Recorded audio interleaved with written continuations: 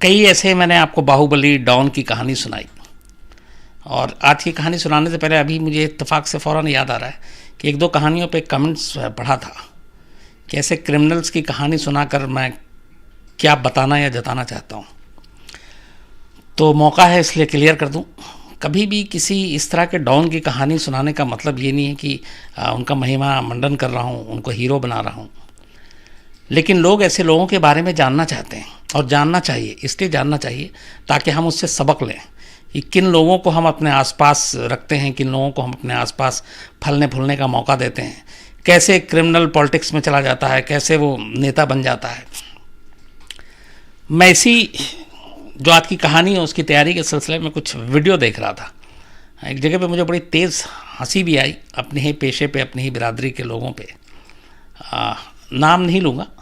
एक बिहार के किसी लोकल चैनल पे आनंद सिंह का एक इंटरव्यू एक लड़की कर रही थी, और वो सारा ये था कि अब वो चुनाव 19 का है, क्या होगा क्या नहीं होगा, चुनाव लड़ेंगे। तो उसमें एक सवाल आया कि बिहार में शिक्षा की हालत बड़ी ख़राब है, तो अगर आप जीतते हैं तो आप क्या करेंगे। अब इस सवाल के बाद जवाब जो है वो छोड़िए, मुझे इस सवाल पे इसलिए हंसी आई थी कि एक शख्स जो पिछले 3 बार से बिहार में विधायक है, नीतीश कुमार जैसे साफ़ सुथरे छवि के इंसान की पार्टी में विधायक रहा, फिर उन्होंने उससे अपना दामन हटाया पिछले चुनाव में, तो वो इंडिपेंडेंट लड़ा और जीत गया, और वो शिक्षा और एजुकेशन और लड़कियों को पढ़ाने लिखाने की बातें कर रहा है। तो बड़ा मतलब अजीब सी विडंबना कहें, इसे क्या कहें, कि जिसने पूरी ज़िंदगी अपनी क्राइम में गुजार दी, लिखना पढ़ना नहीं आता, बल्कि मैं आज की कहानी जिससे शुरू करूँगा भाई, जैसे अपने मोबाइल का नंबर डायल करना भी नहीं आता था, अब तो शायद आ गया हो। तो वो उन लोगों से हम उम्मीद करते हैं कि वो सरकार में आएँ और वो हमारी एजुकेशन पॉलिसी और बेरोज़गारी, विकास, इसके लिए काम करें। तो बड़ी अजीब सी चीज़ है ये। खैर, अब तक तो आप समझ गए होंगे टीज़र देखकर भी। बिहार के अनंत सिंह की जो बाहुबली हैं, डॉन कहिए, नेता कहिए, और एक और नाम छोटे सरकार, उनकी कहानी है पूरी। 2 इंसिडेंट मैं बताऊंगा और उससे आप अंदाज़ा लगा लेंगे पूरी कहानी का, क्योंकि ऐसे लोगों के बारे में ज़्यादातर सभी लोग जानते हैं। 2004 में, उससे पहले एक वीडियो आया था, बल्कि 2004 से पहले, जिसमें अनंत सिंह के बड़े सारे शौक़ हैं, उनमें से एक शौक़ था वो डांस भी करना। तो वो बाकायदा डांस कर रहे हैं और AK-47 लहराया जा रहा था। तो ये वीडियो आया उस वक्त और मीडिया में आया। अब AK-47 अपने आप में ही रखना जो है वो गुनाह है, जिसमें बेल भी नहीं है। तो ये उस वक्त सामने आई चीज़ें, और इसके कुछ दिन के बाद बिहार पुलिस को कुछ ऐसी इन्फॉर्मेशन मिलती है कि बहुत सारे जो वांटेड क्रिमिनल हैं उनको अनंत सिंह ने संरक्षण दे रखा है, और कुछ ऐसे बड़े क्राइम होने वाले हैं जो इन लोगों के ज़रिए होने हैं। तो ये जब खबर मिली, तो इसके बाद बिहार की जो STF स्पेशल टास्क फोर्स, उसने लोकल पुलिस की मदद से इस इन्फॉर्मेशन पे काम करना शुरू किया, और 2004 में जो गढ़ है अनंत सिंह का, जहाँ से ये उठा, जहाँ से इसने अपनी दबंगई गुंडई शुरू की थी, मोकामा, ये पटना से करीब 100 किलोमीटर है, और मोकामा के पास एक बहुत फेमस जगह है बेगूसराय, जो रिफाइनरी टाउनशिप के नाम से भी जाना जाता है। वहाँ पे बहुत बड़ा बिग रिफाइनरी वो है, तो वहाँ ज़्यादातर सरकारी कर्मचारी रहते हैं। उससे पहले है ये मोकामा, और 100 किलोमीटर, और ये पटना डिस्ट्रिक्ट में ही आता है। और उसके पास में है बाढ़, जहाँ जो नीतीश कुमार उनकी कॉन्स्टिट्यूंसी है। काम करना शुरू किया, तो इस जो खबर मिली 2004 में STF को, कि यहाँ पे कुछ अनंत सिंह ने कुछ लोगों को, कुछ ऐसे क्रिमिनल्स हैं जो उनके पास छुपे हुए हैं और ये लोग कुछ बड़ा क्राइम करने वाले हैं, तो STF की टीम ने रेड मारी मोकामा के अनंत सिंह के घर पर। करीब 6 घंटे तक ये रेड चली। क्या हो रहा है ये? 6 घंटे तक, कुछ बीच में भी आवाज़ आ रही थी मेरी कानों तक, माफ़ कीजिएगा। तो STF ने रेड की, करीब 6 घंटे तक एसटीएफ को भी अंदाज़ा नहीं था और दोनों तरफ से गोलियां चली।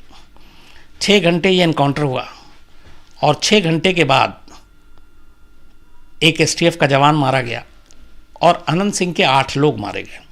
ये हेडलाइन बनी, सुर्खियां बनी। उसके बाद तलाशी ली गई, बहुत सारे वहाँ से असलहे मिले, बंदूकें मिली, कारतूस मिले। एक खबर ये भी है कि इसमें आनंद सिंह खुद घायल हो गया था, लेकिन वो वहाँ से निकल भागा।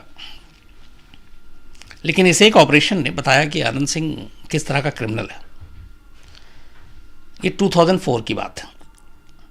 आनंद सिंह अभी तक सिर्फ और सिर्फ एक क्रिमिनल के तौर पे ही जाना जाता था, जिसकी वहाँ पे एक पैरेलल कहते हैं कि गवर्नमेंट चलती थी। वहाँ बाकी किसी का मतलब नहीं था, जो कुछ होता था वो आनंद सिंह ही था। किसी का झगड़ा निपटाना हो, किसी को कुछ और करना है, वो बिना आनंद सिंह की मर्जी के उस इलाके में कुछ नहीं होता था। तो इस एसटीएफ के ऑपरेशन के बाद आनंद सिंह का नाम आया, थोड़ा और कद बढ़ गया, क्योंकि ऐसे लोगों की जितनी पब्लिसिटी होती है उनका कद बढ़ता जाता है। फिर 2005 आता है और 2005 में उस वक्त नीतीश कुमार लालू प्रसाद यादव को हराने के लिए आनंद सिंह का सहारा लेते हैं और उसको जनता दल यूनाइटेड का कैंडिडेट बनाकर विधानसभा की टिकट दे देते हैं और वो चुनाव लड़ता है। उसी दौरान मुझे 2005 में ये कहा गया था कि बिहार के जितने बाहुबली और इस तरह के डॉन हैं जो इलेक्शन में खड़े हो रहे हैं, उनके ऊपर एक सीरीज़ बनानी है। तो मैं बिहार गया, बाकी सारे लोगों का करते करते फिर मैं मुकामा पहुंचता हूँ। ये पहले से बताया गया था कि वो ज़्यादातर अपने घर में ही रहता है, शायद उसे चुनाव प्रचार की भी इतनी ज़रूरत नहीं है। दबंगई लोगों के साथ ये एक एडवांटेज होता है कि उनकी डर, दहशत और खौफ जो है उनके लिए काम कर जाती है। तो मुझे ज़्यादा मुश्किल नहीं हुआ, और चूँकि चुनाव का टाइम था तो उसके लिए भी मुश्किल नहीं था कि चलो मीडिया से बात करें। तो मुकामा पहुंचते हैं, जो चुनावी मैनेजर और कुछ लोग थे उनसे बात हुई। बात होने के बाद उन्होंने वक्त दिया। सुबह करीब 11 बजे का वक्त होगा। तो मुकामा पहली बार आनंद सिंह के घर पहुंचते हैं। जब घर पहुंचते हैं तो हमारी गाड़ी जो है वो एक मेन गेट के पास ही रोक दी जाती है। इसके बाद कैमरामैन कैमरा लेता है और हम दोनों अंदर दाखिल होते हैं। एक हवेली टाइप का गेट था। जब अंदर दाखिल होते हैं तो मतलब मुझे यकीन नहीं हुआ बाहर से देख के कि अंदर ऐसा होगा। किसी किले टाइप की आप समझ लें। मैं ऐसे चल रहा हूँ, मेरे राइट और मेरे लेफ्ट दोनों तरफ करीब, ध्यान से मुझे याद हो तो 3 या 4 मंजिली ये इमारत दोनों तरफ एक ही शेप में, एक ही तरह से बनी हुई, और उसमें छोटे छोटे कमरे। तो मैं चलता गया, दोनों तरफ देखते गया, और वो उसमें लोग वहाँ पे कपड़े भी सूख रहे हैं, महिलाएं भी हैं, बच्चे भी हैं, मर्द भी हैं। तो करीब जब दोनों तरफ देखा तो मुझे ऐसा लगा कि जैसे मतलब ये कैसा घर है और इस तरह से क्यों, क्योंकि ये जो अपार्टमेंट्स और इस तरह की चीज़ें होती हैं मुंबई में ऐसे बड़े आम आपको देखने को मिलते हैं। छोटे छोटे चौल, छोटी छोटी ऐसे फ्लैट्स जिसमें एक एक रूम का जिसमें लोग रहते हैं।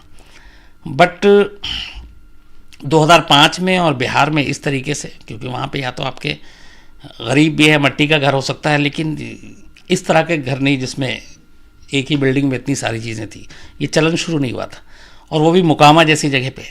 तो मेरे लिए बड़ा अजीब था और मैंने उसको नोटिस किया, लेकिन कुछ बात नहीं हुई। फिर मैं धीरे धीरे अंदर जाता हूँ। उसके बाद हमें ले जाकर नीचे एक पहले हॉल टाइप का कमरा था, उसमें बैठाया गया। बैठाने के बाद बहुत प्यार से, हमारे को बुरा भी न लगे, उन्होंने बातों बातों में, उनके 3-4 लोग थे जो कैमरे को भी देख लिया, कैमरे को छू लिया, माइक भी चेक कर ली, माइक का वो निकाल कर भी देख लिया, तार भी देख ली, और कायदे से हमारी तलाशी भी ले ली, जो हमें बुरा भी ना लगे और हो भी गया। जैसे पीछे पर्स था तो ये क्या है, आप बड़ा पर्स पीछे नहीं रखते, वो अपनी भाषा में। तो वो पर्स के नाम पे उन्होंने पीछे हाथ वाथ भी मारा और कमर तक ले गए, देख लिया कुछ है तो नहीं। सेम कैमरामैन के साथ किया। तो इतना तजुर्बा हो गया था, हमें मालूम था कि ये बिना डायरेक्टली नहीं इनडायरेक्टली तलाशी भी हो रही है। अब आखिरी चीज़ बचता था वो जूता, तो उसकी तलाशी दूसरे तरीके से हुई। जब हम को कुछ देर बैठने के बाद चाय वाय पी ली तो फिर कहा गया कि चलिए ऊपर। जब ऊपर गए तो कमरा जब आने लगा तो जूता उतार दीजिए। तो कई जगह ऐसा होता है, तो हमें भी नहीं वो लगा, हमने खैर उतारा। अंदर पहुँचे तो एक वो भी बड़ा सा हॉल था, उसमें करीब उस वक्त 7-8 लोग बैठे हुए थे, सारे हट्टे कट्टे पहलवान टाइप। एक दो थे जो सूखे थे, पतले दुबले, और एक बड़ा सा एक चौकी थी लकड़ी की, उस पर हमें बैठा दिया गया और हमसे कहा गया कि आप जो भी अपना जैसे करना है कर लीजिए। तो हमने कहा कहाँ करना है? तो उन्होंने कहा नहीं यहीं पे बैठेंगे, यहीं पे होगा। तो कैमरामैन ने कहा भी कि यहाँ पे फ्रेम नहीं बन रहा है, ये है लाइट वेट। तो उसने कहा नहीं होना तो यहीं है, वो कहीं और नहीं बैठते। तो हमारा काम कि किसी तरह बात करनी है, जानना है। तो उनकी मर्ज़ी के हिसाब से उसने अपना कैमरा रखा, फ्रेम बनाया। 10 मिनट गुजरा, 10 मिनट के बाद अचानक एक शख्स चला आता है, कुर्ता पहने हुआ था, और वो आके बिना किसी को कुछ देखे हुए, लेकिन जो लोग खड़े हुए तो हमें अंदाज़ा हो गया कि कोई आया। तब तक अनंत सिंह की मैंने तस्वीर देखी थी, लेकिन वो तस्वीर जो थी वो 2004 की, जब ये इंसिडेंट हुआ था STF वाला, तब वो चीज़ें आई थी। लेकिन जब वो पहली बार देखा तो उस तस्वीर से बिल्कुल अलग मुझे दिखाई दिया। और वो आके उसी चौकी पे बैठता है और फिर अपने लोगों से कुछ वो बात की उसने अपनी भाषा में, मगधी भाषा थी, और उसके बाद वो कुछ बोला गया, सुनता गया। उसके हाथ पे एक छोटा सा मोबाइल था। उस ज़माने में ये जो आज के मोबाइल है कि अब मोबाइल की स्क्रीन जितनी बड़ी हो, क्योंकि अब तो उसमें वीडियो आता है, फिल्में आती हैं, तो हम बड़े स्क्रीन पे देखने के हम लोग शौकीन, उसमें बड़ी दिखती। तब मोबाइल सिर्फ बात करने के लिए थी या मैसेज के लिए। तब तो व्हाट्सअप भी नहीं था, वीडियो ये सब तो खैर दूर की बात थी। तो वो छोटा, और उस वक्त इसीलिए जितना कहते थे कि छोटा मोबाइल है वो उतना ज़्यादा आपका टशन है, तो बड़े आते थे अच्छे अच्छे। तो वो छोटा सा मोबाइल था और बैठे।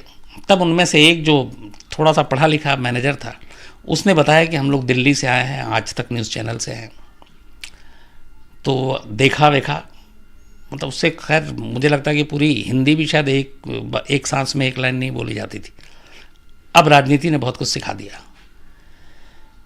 तो हम लोगों ने ही नमस्कार किया, पर उसका जवाब भी बस गर्दन से मिला, और फिर बातचीत शुरू हुई। इतने में वो घंटी बजी उसकी मोबाइल की। तो घंटी बजी तो उठाया, और अब उसे मोबाइल उठाना था। मुझे इससे लग रहा था कि शायद ये मोबाइल हाल में ही आया हो, लेकिन कितना भी वो उतना पता होना चाहिए था। लेकिन मोबाइल उठाते कैसे हैं वो आइडिया नहीं था। तो वो कुछ फिर भाषा में बोला, बराबर में जो खड़ा हुआ था उसने उठाया, उंगली से दबाई, फिर कान में लगाया, फिर उसने बात की, और बातचीत करने के बाद फ़ोन रख दिया। फिर बात करने लगे, हम वैसे ही हम बात कर रहे हैं। अच्छा, मुझे लगा कि ये तो पता नहीं इंटरव्यू भी कैसे हो पाएगा, क्योंकि वो पूरी तरह से ठीक से हिंदी भी नहीं बोल पा रहा था, वो अपनी ही भाषा में।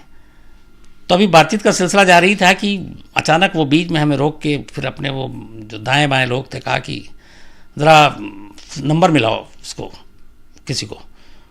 तो इस तरीके से नहीं कहा, ये भी अपनी भाषा में कहा, पर मुझे ये आइडिया हो गया था कि किसी को फ़ोन मिलाना।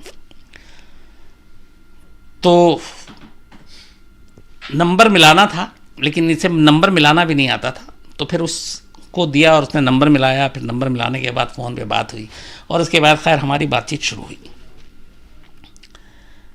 मतलब शायद मेरे सवाल उससे बड़े थे, जवाब उतने छोटे मिल रहे थे। आप जैसे पूछे कि तो आप चुनाव में क्यों खड़े हुए हैं, तो जवाब ऐसे आएगा, बस खड़ा हो गया हूँ। मतलब आपके पास फुटेज भरने के लिए वो ज़्यादा टाइम ही नहीं देता। कुछ लोग ऐसे होते हैं जो बहुत शॉर्ट जवाब देते हैं। खैर अब ये था कि मान में तो आ गए हैं, अब जो करना है, वरना तो फिर बॉस भी गाली देंगे कि इतनी दूर भेजा, तुमने कुछ किया, क्या बात की। तो धीरे धीरे शुरू में तो अच्छी अच्छी बातें, जो बेसिक हम लोगों का होता है कि जाते ही किसी को नाराज़ मत करो, और जितने कड़वे सवाल हैं वो मौका देख देख के बीच में या आखिर में पूछो, शुरुआत नहीं करो वैसे। तो इधर उधर की बात होती रही। फिर अचानक मैंने वो 2004 की बात छेड़ दी। उसके भी शॉर्ट जवाब नहीं, वो ये था हमारे दुश्मनों की साजिश थी, जो भी लाइनें थी सारी। फिर अचानक चूँकि मैं रिसर्च करके गया था, तो मैंने कहा कि अब आप पॉलिटिशियन, नेता बनेंगे, तो बाहुबली से आप नेता बन के क्या, तो हम नहीं बनना चाहते हैं नेता, बस मुझे कहा गया है और ये 2-3 महीने के लिए है। तो शायद ये भी इतना तो अंदाज़ा होगा कि एक चुनाव अगर जीतते हैं तो आप 5 साल तक रहते हैं। लेकिन मैंने जब 1-2 बार ये ट्राई किया तब भी वो यही था कि नहीं, हम तो 3-6 महीने के लिए हैं, मतलब इतने ही दिन के लिए विधायक रहना है। ये मुझे समझ में नहीं आया था। खैर, तो मैंने लास्ट में फिर जब बाहुबली और सारे सवाल हुए तो एक सवाल ये था कि अनंत सिंह जिस परिवार से है, उस परिवार में पूरे जो इसके पिता हैं वो कहते हैं कि साधु हुआ करते थे मुकामा में। अब बचपन में ये खुद पढ़ने लिखने में कभी कोई इंटरेस्ट था ही नहीं, तो इसके जो आप जब इलेक्शन लड़ते हैं तो जिस तरीके से आप अपनी सारी चीज़ें एफिडेविट देते हैं तो उसमें भी लिखा हुआ था कि सम एजुकेशन, मतलब हिंदी में उसमें था कि थोड़ी शिक्षा। तो पढ़ाई लिखाई की नहीं थी, कहते हैं कि शायद 3री या 4थी तक ये स्कूल गया, उसके बाद छोड़ दिया था। फिर ये अयोध्या और हरिद्वार, वहाँ पे ये साधुओं के साथ कुछ समय रहा, फिर वापस आया। टोटल 4 भाई थे, जिनमें से एक की बीमारी से मौत हो गई थी और 2 भाइयों का मर्डर हुआ था। जिसके बड़े एक भाई का जो मर्डर हुआ था तब ये अनंत सिंह कहीं और था, उसके बाद वापस आता है और कहते हैं कि चूँकि मुकामा और वहाँ वो एरिया जो है वो गंगा से भी लगा हुआ है, तो ये गंगा नदी तय, इसको कहीं से खबर मिली कि इसके भाई का कातिल वहाँ पे है। तो ये गंगा नदी में उस वक्त खबर सुनते ही तैर के वहाँ पहुँचा उस पार और अपने भाई के कातिलों को मार कर आया था। और फिर इसके इतने चर्चे हुए, इतने चर्चे कराए गए कि उसके बाद अचानक अनंत सिंह मुकामा का बहुत बड़ा एक डॉन टाइप बन गया। उससे पहले सूरज भान सिंह का दबदबा था। इस चीज़ ने अनंत सिंह को फिर अनंत सिंह बनाना शुरू कर दिया। तो ये चूँकि रिसर्च करके गया तो मैंने पूछा कि भाई के आपका मर्डर हुआ था और उस भाई के कातिल को आपने गंगा में जाकर तैर के उस पार और फिर आपने मारा। मतलब मैं ये मान के चल रहा था कि जाहिर सी बात है या तो फिर इस जवाब में थोड़ा गुस्सा होगा या कुछ और होगा। अब पता नहीं, मैं डरते डरते भी पूछा क्योंकि उस जगह पे घुसते ही मुझे अजीब सा कुछ होने लगा था। वो जब एंट्री ही मारी थी तभी तो एकदम बेफिक्र होकर उसने कहा कि हाँ मारा था।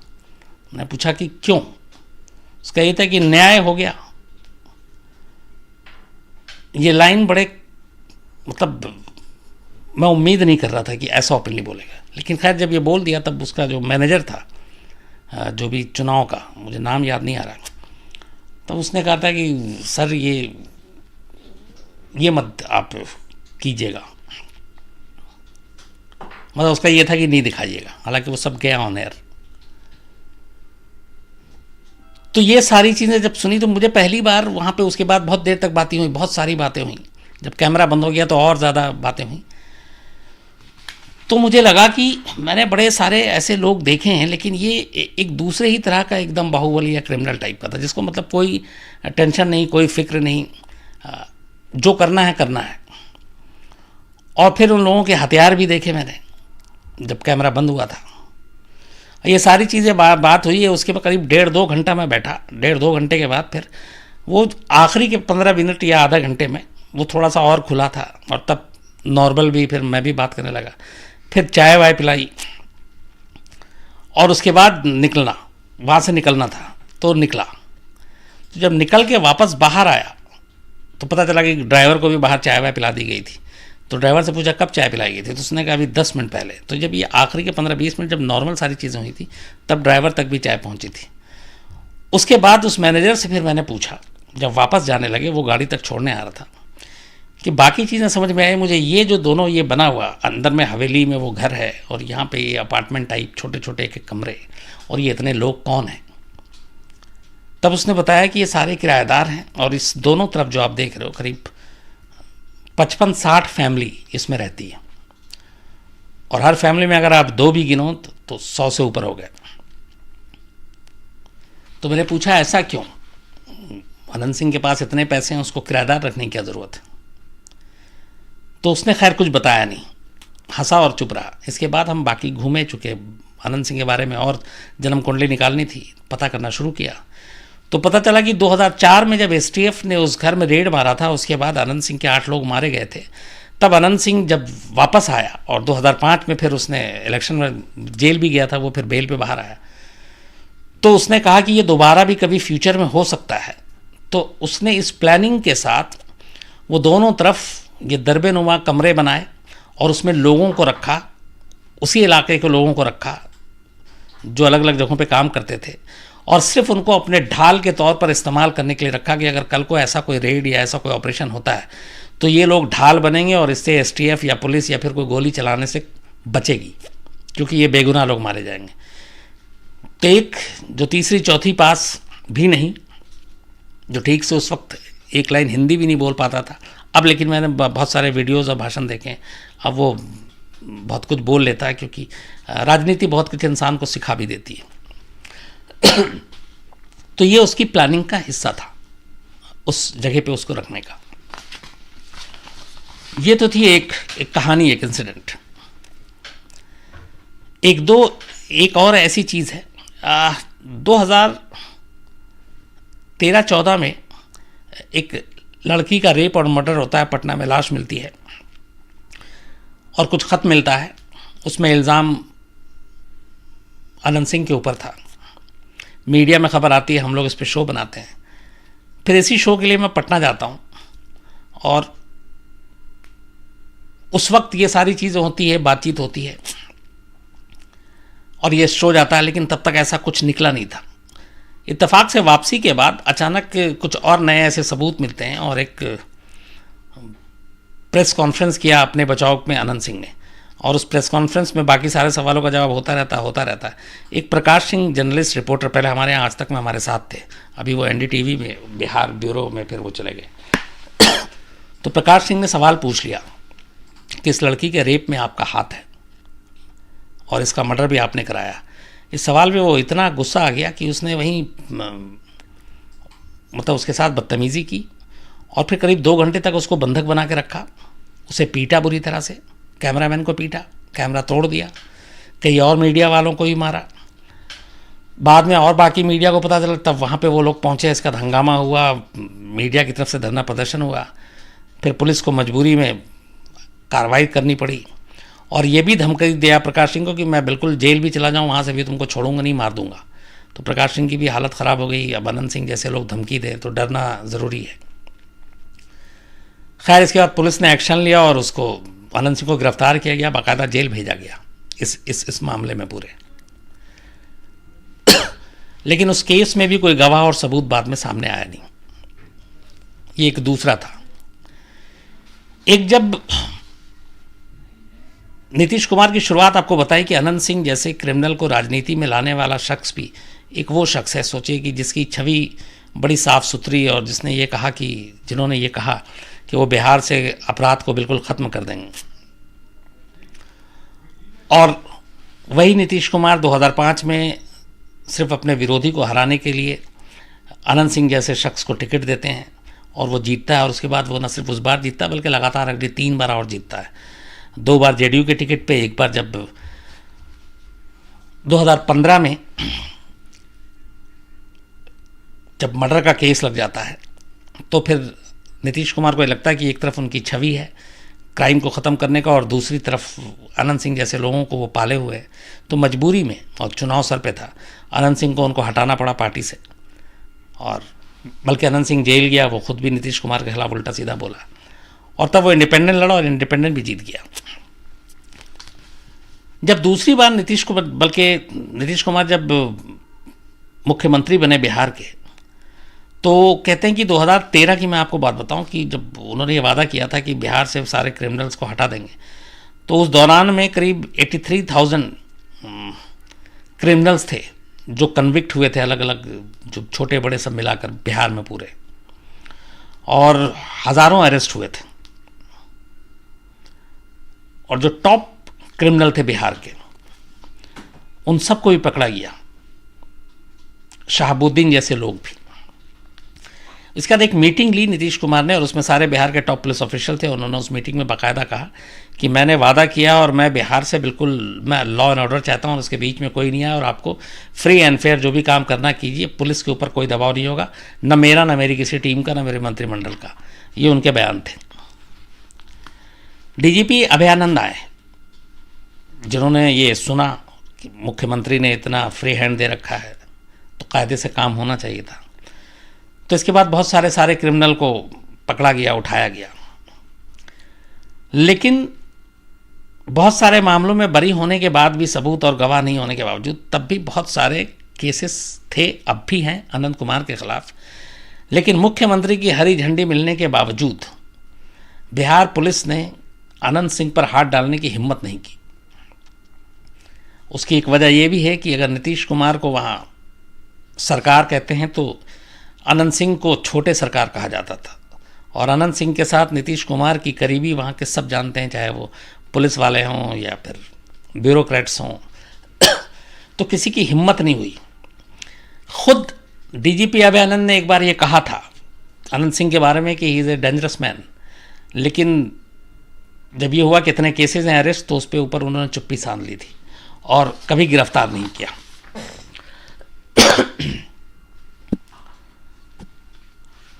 ये मतलब बिहार पुलिस का ये सारा वो था, आपको जो चेहरा कि कैसे इसको करना है, पकड़ना है कि नहीं पकड़ना है। जब आप छोटे सरकार का दर्जा और ओहदा पाते हैं तो जाहिर सी बात है पुलिस की भी हिम्मत नहीं होती है आपको गिरफ्तार करने की। लेकिन कई बार ऐसी चीज़ें होती हैं कि फिर सारी हेकड़ी, सारी दबंगई आपकी, वो सब कुछ रह जाती है। बट इसके लिए नीयत और साफ मंशा की ज़रूरत होती है। तो यही हुआ। लगातार नीतीश कुमार का सर पे हाथ होने के बावजूद 2015 में एक इंसिडेंट होता है। ये जो मैं एक दो इंसिडेंट आपको बता रहा था, ये उनमें से एक। 2015 में जून के महीने में बाढ़ इलाका जो मोकामा के पास है और अनंत सिंह का घर है,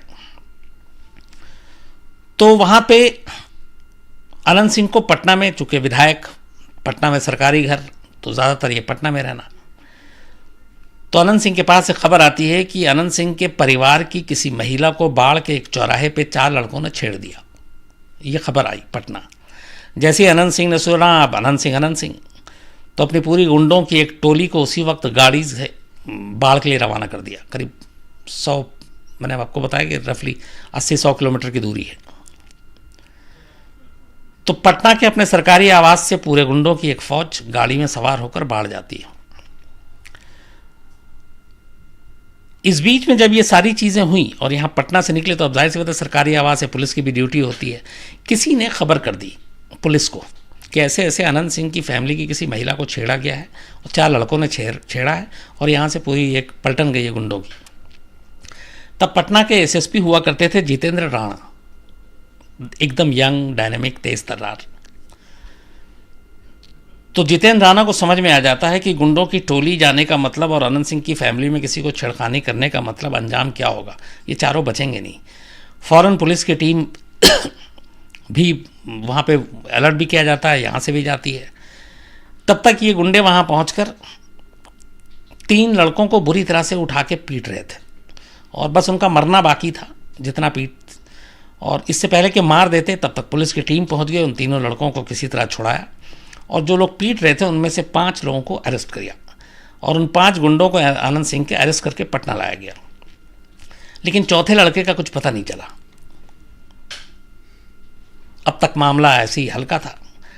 अगले दिन बाढ़ के पास ही एक खेत में एक लाश मिलती है।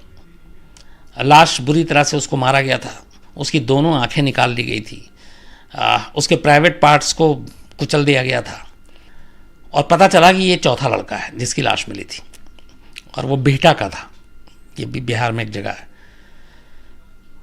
अब इसके बाद जब ये मिलता है, तो ये लाश मिलती है तो समझ में आ जाता है। तो एसएसपी जितेंद्र राणा उन 5 जो गुंडे थे उसको उठाया और उसकी फिर अच्छी तरीके से पुलिसिया खातिरदारी करने के बाद उससे बयान जब लिया तो उसने बताया कि हमें इन लड़कों को वहाँ पे मारने या पकड़ने के लिए जो भेजा था उसमें एक नाम अनंत सिंह का था, विधायक जी का था, छोटे सरकार का था।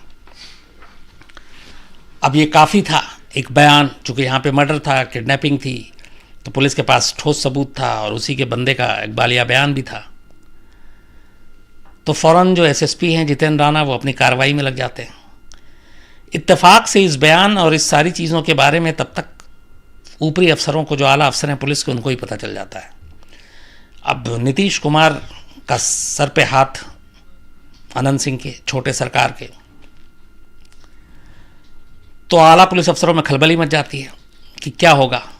बात फिर सीएम ऑफिस तक जाती है, और इससे पहले कि अब ये लगता है कि अनंत सिंह को एसएसपी गिरफ्तार करे इस मामले में, रात 10 बजे सीएम ऑफिस से एसएसपी के ट्रांसफ़र का परवाना आ जाता है, लेटर।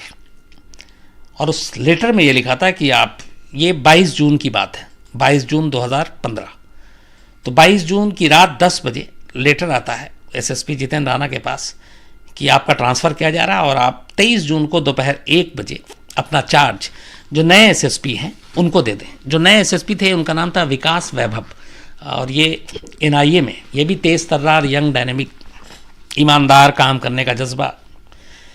जो जनरली जो नए आईपीएस आते हैं उनमें एक चीज़ बड़ी अच्छी मैंने हमेशा देखी है, उनके अंदर बड़ा जोश, जुनून, सब कुछ होता है, पर धीरे धीरे जब वो काम करने लगते हैं, फिर वो सिस्टम देखते हैं, तो फिर करप्शन देखते हैं, बेईमानी देखते हैं, राजनीतिक आपका दबाव देखते हैं, फिर वो धीरे धीरे उनका जोश ठंडा हो जाता है, उनकी ईमानदारी भी गायब हो जाती है। ऐसे मैंने कई केस में देखे हैं।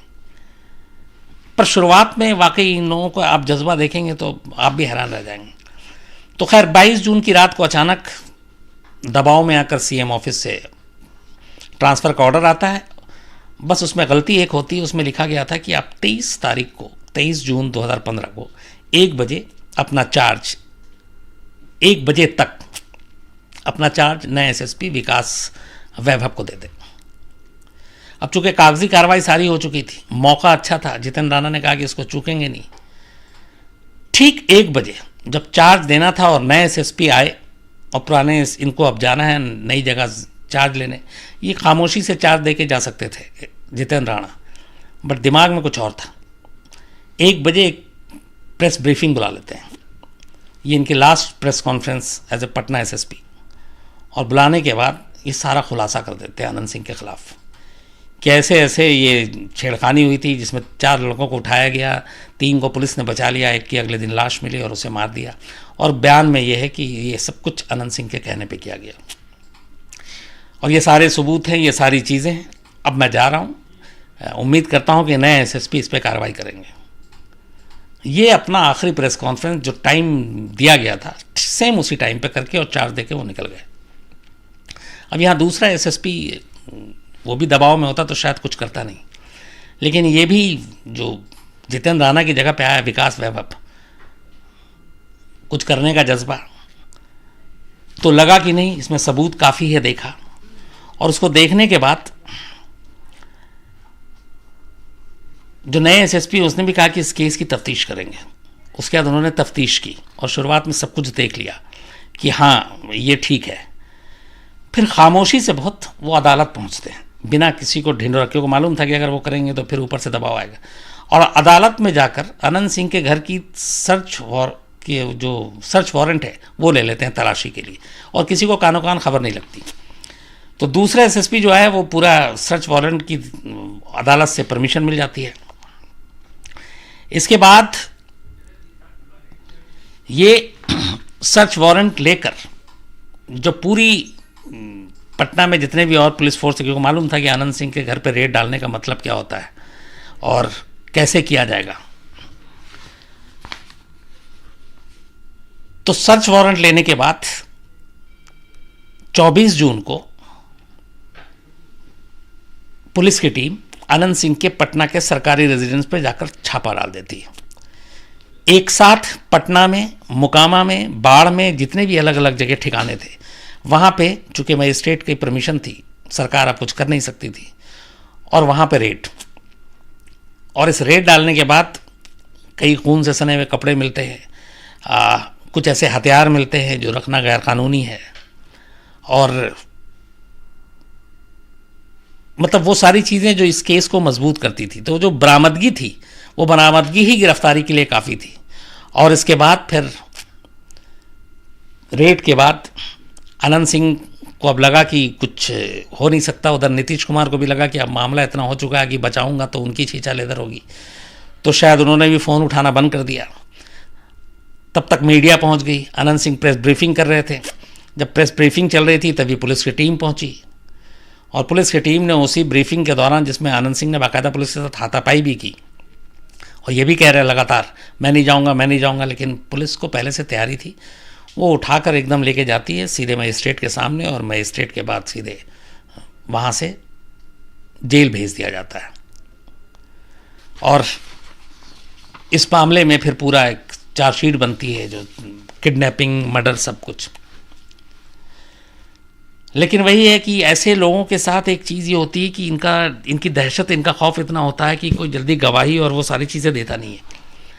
तो बाद में फिर अनंत सिंह को इस मामले में भी ज़मानत मिल जाती है और वो ज़मानत पर बाहर आ जाता है। अभी भी वो ज़मानत पर बाहर है, और अभी ये फ्राइडे जो गुजरा है उसने पटना से लेके एक अपने एरिया तक बहुत लंबी एक रैली निकाली है, जिसमें गाड़ियों का काफ़िला, मोटरसाइकिल का काफ़िला। और अब वो उसने ऐलान किया है कि 2019 का चुनाव मुंगेर से अब एमएलए का नहीं, एमपी का चुनाव लड़ेगा लोकसभा से। अब ये भी खबर आ रही है कि जो बिहार में महागठबंधन हुआ है, जिसमें आरजेडी, कांग्रेस, ये सब है, तो उस महागठबंधन से वो इलेक्शन लड़ेगा।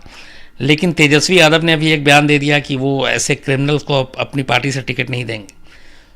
तो अब वो कह रहा है कि मैं शायद कांग्रेस से लड़ता हूँ। अब क्या पता, राजनीतिक फ़ायदे के लिए कांग्रेस भी टिकट दे सकती है, क्योंकि हमारे देश में राजनीति का हश्र और हाल यही है। तो अब वो जो है वो 19 के चुनाव लड़ने की तैयारी कर रहा है। कहते हैं कि करीब, ये उसने खुद भी कहा था कि मेरे ऊपर लगभग 150 मुकदमे हैं, लेकिन वो सारे फर्जी हैं, ज़्यादातर में ये बरी हो गया। लेकिन अब भी जो रिकॉर्ड पे है, कहते हैं 21-22 मामले अब भी हैं जिसमें कोई बरी नहीं हुआ, कुछ हुआ ही नहीं। और जो ज़्यादातर मुकदमे हैं उसमें गवाह या तो डर गए या मारे गए, सबूत है नहीं या सबूत दिया नहीं गया। और इस तरीके से ये इसका लगातार जो है अपना साम्राज्य चलता रहा। एक बार अभी ये जब एमएलए था तो उसकी भी कहानी 2-3 साल पहले की भी है ये, कि ये दिल्ली में एक बार राष्ट्रपति भवन गया, तो वहाँ पे राष्ट्रपति कई ऐसे ख़ास मौके होते हैं जब बग्घी में चलते हैं। खास अब जब 26 जनवरी की परेड भी होती है उसमें बग्घी में आते हैं। तो फिर उसने पता किया कि ये बग्घी कहाँ से कैसे बनता है। फिर उसने किसी एक को पकड़ा, ख़ास डिज़ाइन किया, ये पटना पहुँचा, पटना में एक बग्घी बनाई घोड़े के साथ, उसमें बाकायदा लाइट लगवाई, म्यूज़िक सिस्टम लगाया, और वो अपने ही एक कोई नाम का गाना है, कोई इसकी एक फ़िल्म में भी काम करना था, वो शायद हुआ नहीं, पर इसने अपने म्यूज़िक एल्बम भी बनवा रखे हैं कि मैं हूँ मघी का डॉन, और क्या कुछ ऐसे बोल हैं उसके। तो ये पटना अपने सरकारी आवास से कई दिनों तक, जो विधानसभा है वो उसी बग्घी में घोड़े पे बैठ के जाता था बग्घी में, और ये गाना बजता रहता था। और वो बड़े कई दिनों तक फोटोग्राफर और तमाम लोगों के लिए भी दिलचस्पी का सामान था, बड़े फ़ोटो छपे, हेडलाइन, टीवी न्यूज़ चैनल पे भी खबरें चली। तो शौक़ बहुत है, कभी काऊ बॉय बन जाता है, उसके आप बहुत सारे फ़ोटो देखेंगे आप। गॉगल्स लगाने का शौक़, इसके ड्राइंग रूम में हाथी का बच्चा आ जाता है, वो भी आप तस्वीर देखेंगे आप। हाथी, घोड़े का तो पुराना शौकीन रहा। एक बार कहते हैं कि लालू प्रसाद यादव का एक घोड़ा था जिसको ये ख़रीदना चाहता था, लेकिन लालू और अनंत सिंह में दुश्मनी रही है। तो लालू प्रसाद ने कहा था कि ये घोड़े मैं कभी तुमको नहीं बेचूंगा। सोनपुर का मेला एक लगता है जो जानवरों की जहाँ खरीद फरोख्त होती है, तो वहाँ पे इसने एक डमी खरीदार भेजा, और उस डमी खरीदार को उस लालू के प्रसाद यादव जी के घोड़े में कुछ प्रॉब्लम आ गई थी, पैर वैर में कुछ, बट इसकी ज़िद थी खरीदना है। तो उस डमी दूसरे के नाम पे उसने ये घोड़ा ख़रीदा और फिर अपने पास लेकर आया। मर्सिडीज़ से चलने का शौकीन रहा, फिर मर्सिडीज़ की जगह पे ये बग्घी ले गया था। और ये कहता था, जब इससे पूछा एक रिपोर्टर ने कि आप बग्घी पे क्यों जाते आते हैं विधानसभा, तो उसने कहा था इसमें ईंधन नहीं लगता, मतलब पेट्रोल नहीं खर्च होता है। अजगर पालने का शौकीन, ये भी सुर्खियों में रहा कि अजगर पालता था। तो ये सारे इसके जो शौक़, और ये भी है कि ये अपने जो दुश्मन हैं उनको बख्शता नहीं है। लेकिन अफसोसनाक बात यह है कि अभी तक एक ऐसे नेता ने जिनकी छवि इतनी अच्छी है, वो आनंद सिंह जैसे लोगों को राजनीति में लाते हैं। अब वही नीतीश कुमार के ही अब ये खिलाफ बोल रहा है और कहता है कि चूँकि बताया नहीं तो अब नीतीश कुमार का दुश्मन है। और जो लालू इसके पहले दुश्मन हुआ करते थे, अब वो शायद लालू की तरफ अब उनके बारे में अच्छी अच्छी बातें कर रहा है। लेकिन एक शख्स जो अभी तक एमएलए था, वो अब सोचिए कि लोकसभा का चुनाव लड़ रहा है।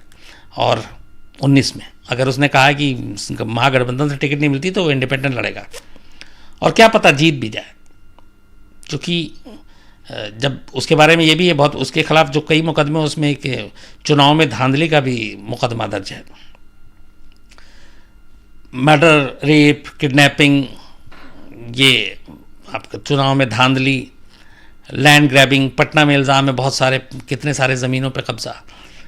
तो ये सारी चीज़ें हैं जो इल्ज़ाम है, लेकिन अफसोसनाक ये है कि अब एक और, कल को क्या पता एक क्रिमिनल जो है वो अभी तक बिहार विधानसभा में था, वो अब निकल कर सीधे लोकसभा में आ जाए, और क्या पता अगर लोकसभा में वो आता है और जिस पार्टी से वो चुन के आता है उसकी सरकार आ जाए तो फिर पता नहीं और कितना पावरफुल हो जाए।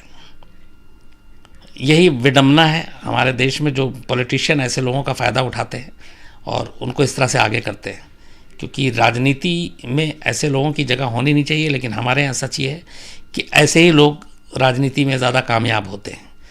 ये थी पूरी कहानी अनंत सिंह की। और